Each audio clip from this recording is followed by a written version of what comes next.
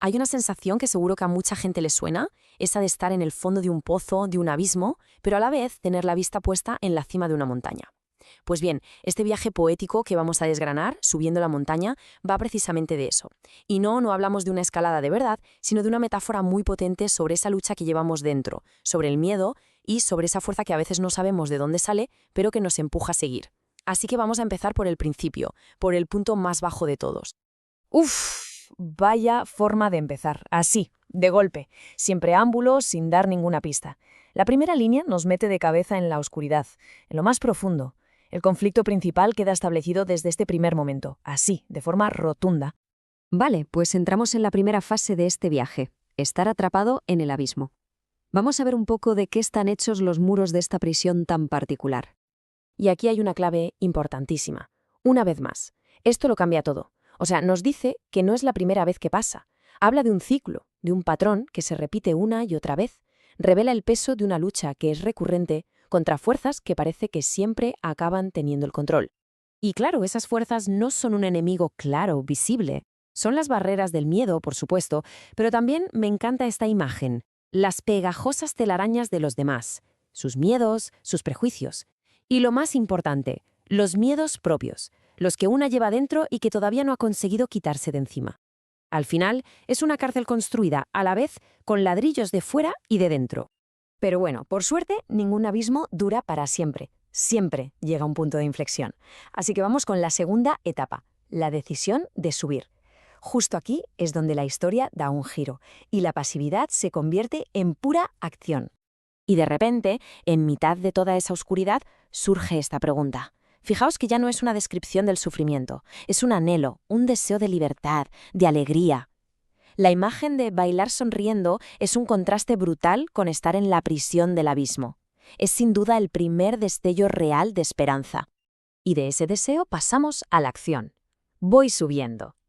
Ojo a la firmeza que tiene esta frase. No es quiero subir o voy a intentar subir. No. Es una afirmación en presente. El viaje ya ha comenzado. Ahora mismo. Pero que quede claro, esta subida por la ladera de la vida no va a ser un paseo. Se asume desde el principio que va a haber un esfuerzo intenso. No es un obstáculo que aparece por sorpresa, sino que es una parte aceptada del proceso. Es una elección que se toma, sabiendo lo que implica. Tercera etapa, un horizonte más amplio. Porque después de tanto esfuerzo, ¿cuál es la recompensa? Bueno, pues lo primero que pasa es que la perspectiva empieza a cambiar por completo.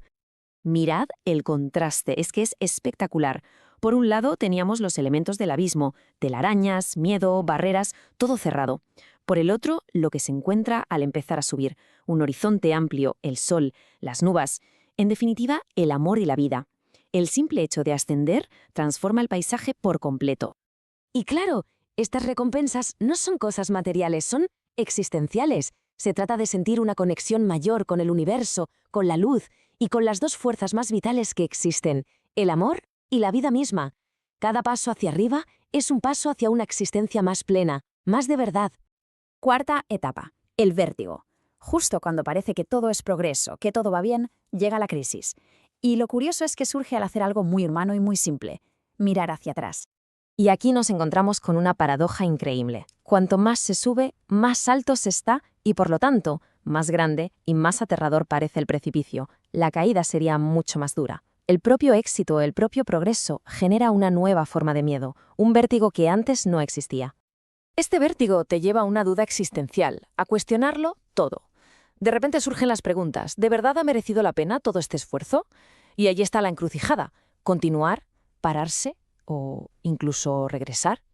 Es el momento crítico de todo gran viaje personal. Quinta etapa, la fuerza. Vale, ¿y cómo se supera esa duda que te puede llegar a paralizar? Pues la respuesta está en la motivación real, en el porqué de toda esta escalada. Y aquí está. Para mí este es el núcleo emocional de todo el viaje. Frente al vértigo, frente a la duda, no hay un argumento lógico, no hay un plan. Hay una fuerza, un amor, que simplemente susurra al oído. Sigue, sigue.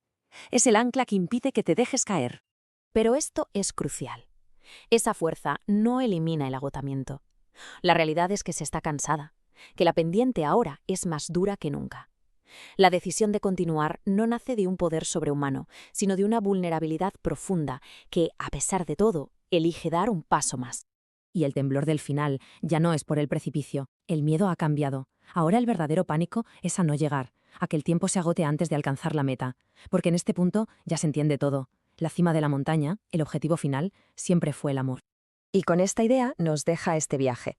Al final, la cuestión no es si sentiremos miedo o si tendremos dudas, porque eso va a pasar sí o sí. La verdadera pregunta es, en nuestra propia subida, en la de cada cual, ¿qué o quién es esa voz que nos dice, sigue, sigue, justo cuando todo nuestro ser empieza a temblar?